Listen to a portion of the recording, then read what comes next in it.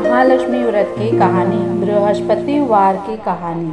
यह कहानी श्रवण करके क्या लाभ होता है? दुख दारिद्र्य नष्ट हो जाता है, श्री लक्ष्मी की कृपा होती है और धन दौलत प्राप्त होता है, संतति दीर्घायुष्य होती है, मन की सभी इच्छाएं पूर्ण होती है। श्री लक्ष्मी विविध रूपिणी है, लक्ष्मी के अनेक नाम है। कैलाश में रहने वाली पार्वती, क्षीराब्दी की सिंधु कन्या, स्वर्ग की श्री महालक्ष्मी, भूलोक में रहने वाली लक्ष्मी जी, ब्रह्मलोक की सावित्री, गोलोक की राधिका, वृंदावन में रहने वाली रासेश्वरी, चंदन वन की चंद्रा, चंपक वन की विरजा, पद्मवन की पद्मावती, मालती वन की मालती, कुंदन वन की कुंददंती, केतकी वन की सुशीला, कदम्ब वन की कदम्बमाला, राजगृह में रहने वाली राजलक्ष्मी और घर घर की गृहलक्ष्मी, ऐसे विविध रूप से और नाम से लक्ष्मी देवी मशहूर है। ऐसे श्री महालक्ष्मी देवी की यह है कहानी। इस तरह सर्वथा चारों ओर सर्वभूत में सुपरिचित माता श्री महालक्ष्मी की यह कथा है। अब हम इसका श्रवण पठन करेंगे। भारतवर्ष के सौराष्ट्र देश में द्वापर युग की यह कहानी है। सौराष्ट्र में उस समय भद्रश्रवा नाम के राजा थे। वे बड़े पराक्रमी राजा थे। 4 वेद, 6 शास्त्र, 18 पुराण का उन्हें ज्ञान था। उनकी रानी का नाम सूरत चंद्रिका था। रानी दिखने में सुंदर और सुलक्षणा थी तथा पतिव्रता थी। उन दोनों को 7 पुत्र तथा उसके बाद एक कन्या का वरदान मिला था। कन्या का नाम श्यामबाला था। एक बार महालक्ष्मी जी के मन में आया कि जाकर उस राजा के राजप्रसाद में रहे।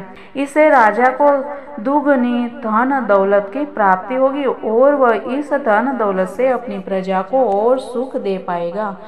गरीब के घर अगर रहे और उसे धन दौलत प्राप्त हो तो वह एक स्वार्थी की तरह केवल अपने ऊपर ही खर्च करेगा। यह सोचकर श्री महालक्ष्मी जी ने बूढ़ी ब्राह्मण स्त्री का रूप धारण किया। हाथ में लाठी लिए लाठी के सहारे रानी के द्वार तक पहुंचे। यद्यपि उन्होंने बूढ़ी औरत का रूप धारण किया था, पर उनके चेहरे पर देवी का तेज था। उन्हें देखते ही एक दासी सामने आई।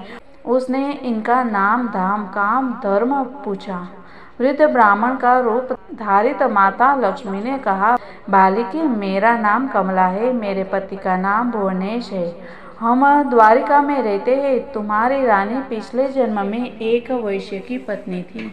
वह वैश्य गरीब था। दारिद्र्य के कारण हर रोज घर में झगड़े होते थे तथा उसका पति रोज उसे मारता था। इन बातों से तंग आकर वह घर छोड़कर चली गई तथा वन जंगल में खाली पेट भटकने लगी। उसकी इस दुर्दशा पर मुझे दया आई। तब मैंने उसे सुख संपत्ति देने वाली श्री महालक्ष्मी की कथा सुनाई। मेरे कहने पर उसने श्री महालक्ष्मी का व्रत किया। श्री महालक्ष्मी प्रसन्न हुई। उसकी गरीबी दूर हुई। उसका घर संसार दौलत संतति संपत्ति से भर गया। बाद में पति पत्नी दोनों परलोक सिधारे। लक्ष्मी व्रत करने के कारण वे लक्ष्मी लोक में रहे। उन्होंने जितने साल महालक्ष्मी का व्रत किया उतने 1000 साल उन्हें सुख भोगना मिला। इस जन्म में उसका जन्म राजघराने में हुआ है, परंतु वह श्री महालक्ष्मी का व्रत करना भूल गई है। उसे यह याद दिलाने मैं यहाँ आई हूँ। बुढ़िया की बातें सुनकर दासी ने उन्हें प्रणाम किया तथा श्री महालक्ष्मी का व्रत किस तरह किया जाए इस बारे में पूछा। बुढ़िया रूप धारण किए हुए श्री महालक्ष्मी माता ने दासी को पूजा की विधि तथा महिमा बताई। इसके बाद वह दासी माता को प्रणाम कर रानी को बताने अंदर चली गई। राजवैभव में रहते हुए रानी को अपने ऐश्वर्य का बहुत घमंड हुआ था। संपत्ति तथा अधिकार की वजह से वह उन्मत्त हो गई थी। दासी द्वारा बताई गई बुढ़िया की बातें सुनकर वह आग बबूला होकर राजद्वार पर आकर बुढ़िया रूपी श्री महालक्ष्मी पर बरस पड़ी। उसे यह मालूम नहीं था कि श्री महालक्ष्मी माता बुढ़िया का रूप धारण किए द्वार तक आई है, परंतु रानी का इस कदर रूख बर्ताव तथा अपना अनादर देखकर माता ने वहां ठहरना ठीक न समझा। वे वहां से चल पड़ी। राह में उन्हें राजकुमारी श्यामबाला मिली। उन्होंने श्यामबाला को सारी बात बताई। श्यामबाला ने अपनी ओर से श्री महालक्ष्मी माता से क्षमा मांगी। माता को उस पर दया आई। उन्होंने श्यामबाला को श्री महालक्ष्मी व्रत के बारे में बताया। उस दिन अगहन मार्गशीर्ष माह का पहला गुरुवार था। श्यामबाला ने परम श्रद्धा से श्री महालक्ष्मी का व्रत रखा। फलस्वरूप राजा सिद्धेश्वर के सुपुत्र मालाधर से उसका विवाह हुआ। वह धन दौलत ऐश्वर्य वैभव से माला माल हो गई। पति के साथ ससुराल में आनंद से दिन बिताने लगी। इधर श्री महालक्ष्मी का रानी पर प्रकोप हुआ। फलस्वरूप राजा भद्रश्रवा का राज्य एवं राज कारोबार नष्ट हो गया। यहाँ तक कि खाने के लाले पड़ गए। ऐसी हालत में एक दिन रानी ने राजा से निवेदन किया, हमारा दामाद इतना बड़ा राजा है, धनवान है, ऐश्वर्यशाली है, क्यों न उसके पास जाए, अपना हाल उसे बताए, वह जरूर हमारी मदद करेगा। इस बात पर राजा भद्रश्रवा दामाद के पास रवाना हुए। राज्य में पहुंचकर एक तालाब के किनारे थोड़ी देर विश्राम लेने के लिए ठहरे। तालाब से पानी लेने आते जाते दासियों ने उन्हें देखा। उन्होंने विनम्रता से उनकी पूछताछ की। जब उन्हें यह मालूम हुआ कि वे रानी श्यामबाला के पिता हैं, तो दौड़ते हुए जाकर उन्होंने रानी को सारी बात बताई। रानी ने दासी के हाथ राज परिधान भेजकर बड़े ठाठ से उनका स्वागत तथा आदर सत्कार किया, खान पान करवाया। जब वे लौटने लगे तो सोने की मोहर से भरा घड़ा दिया। राजा भद्रश्रवा जब वापस लौटे तो उन्हें देखकर रानी सूरज चंद्रिका खुश हुई। उन्होंने सोने की मोहरों से भरे घड़े का मुंह खोला, पर हाय भगवान, घड़े में धन के बदले कोयले मिले। यह सब श्री महालक्ष्मी के प्रकोप से हुआ। इस प्रकार दुर्दशा में और कई दिन बीत गए। इस बार रानी स्वयं अपनी कन्या के पास गई।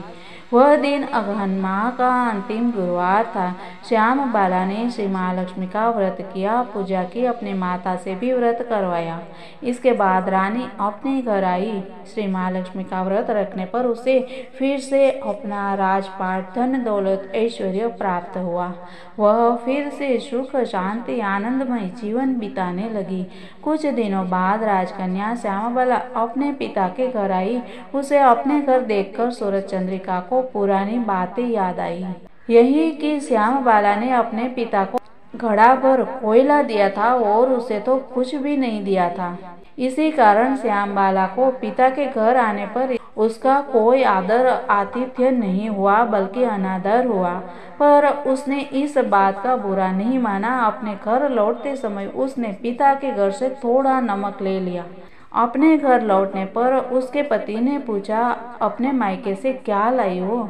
इस पर उसने जवाब दिया, वहाँ का सार लाई हूँ। पति ने पूछा, इसका मतलब क्या हुआ? श्यामबाला ने कहा, थोड़ा धीरज रखे, सब मालूम हो जाएगा। उस दिन श्यामबाला ने सारा भोजन नमक डाले बिना बनाया और परोसा। पति ने खाना चखा।